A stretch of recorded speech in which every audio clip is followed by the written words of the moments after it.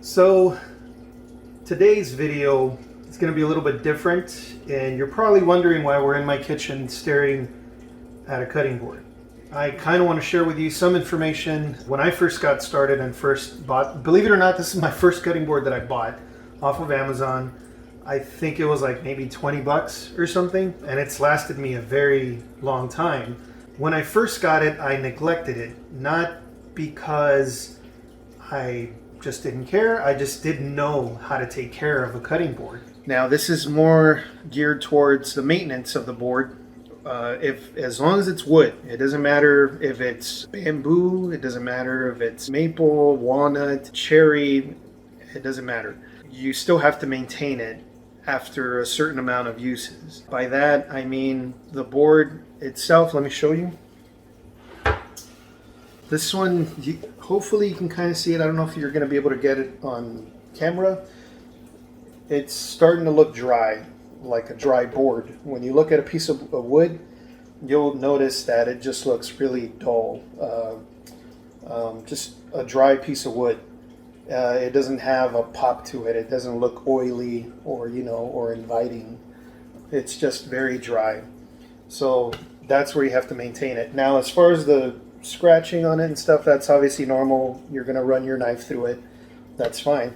After a certain amount, if you feel the need to get rid of those cuts on the board or on the wood, you can sand it. It's wood, so all you need is some sandpaper. Sand it depending on the severity of the cuts, how deep they are into the wood. You can resurface it and you can finish it up and make it look like new again. It is wood after all, so it's just a matter of sanding and then seasoning it back up and you're good to go. Now, cleaning. How should I clean my board? Let me show you.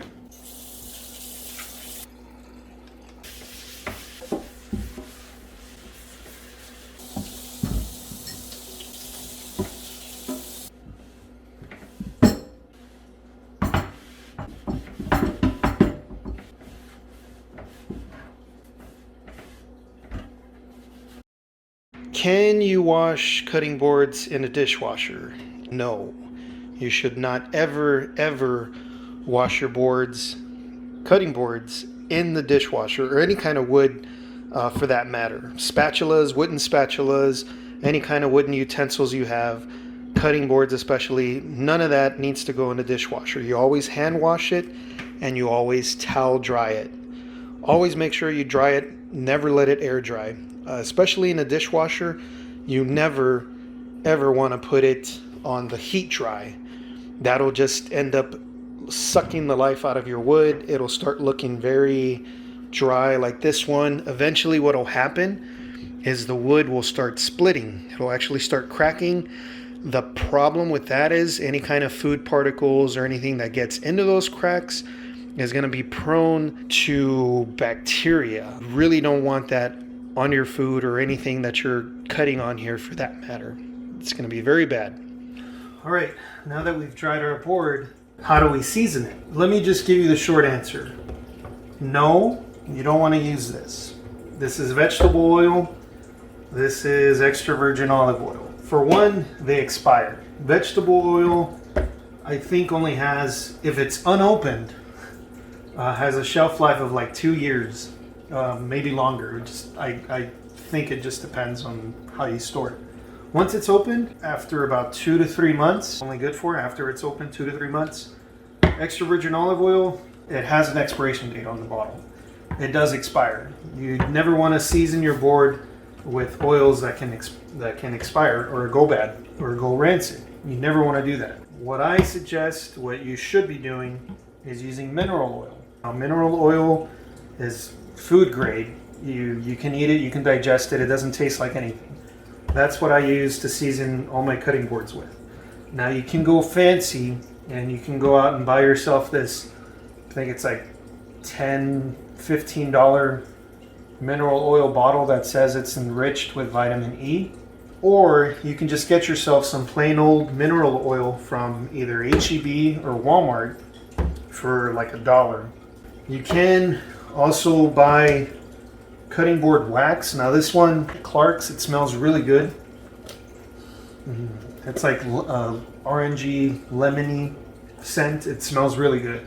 Or you can also make your own cutting board wax and infuse it with essential oils, any kind of scent you like. That's actually what I do.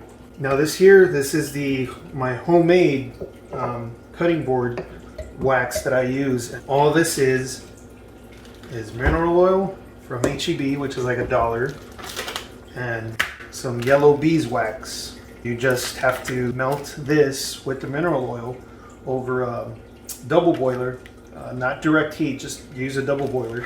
Mix it, and then once it's melted, then you just take it off the heat, put it in a jar, let it cool down, and you get wax. That's with mineral oil and yellow beeswax. This one I used essential oils to enhance the scent. These are the ones that I used: lemon scent and orange by Linear. I got these on Amazon. I'll have these linked. That way you can check them out if you want to order some. And I'll have this linked as well. That way you can just get this bag. And that's really all you need. You really don't need to be spending 15 bucks for mineral oil that says it's enriched with vitamin E. Let me show you how to apply the wax.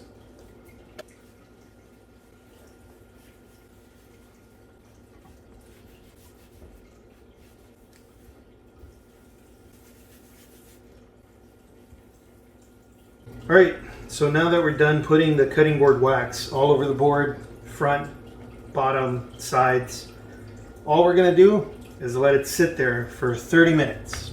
That's it. We'll come back in 30.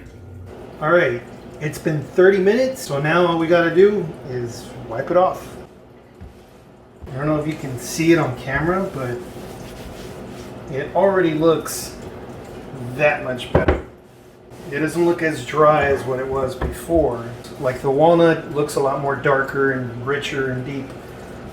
Maple, same thing. It just doesn't look like it's a dry board anymore. It's a brand new board, pretty much. So that's all that's required, and you don't have to do this every time. You hand wash it like you normally do. Hand wash it with soap, water, dry it off, and then after that, that's it. You put it back, it's ready to use for next time you cut on it or use it for whatever.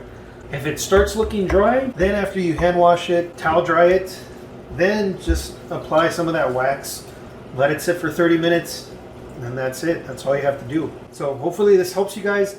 If you have any questions, I think I kind of covered the maintenance aspect of it. As far as the wood selection, what kind of cutting board you need, all that good stuff, that's more, like I said, personal preference. There's a lot of things you can consider: the size, the thickness of the board, whether it's edge grain, end grain, or face grain.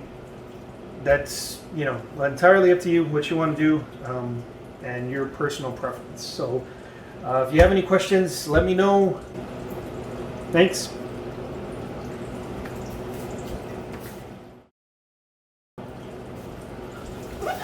Oh.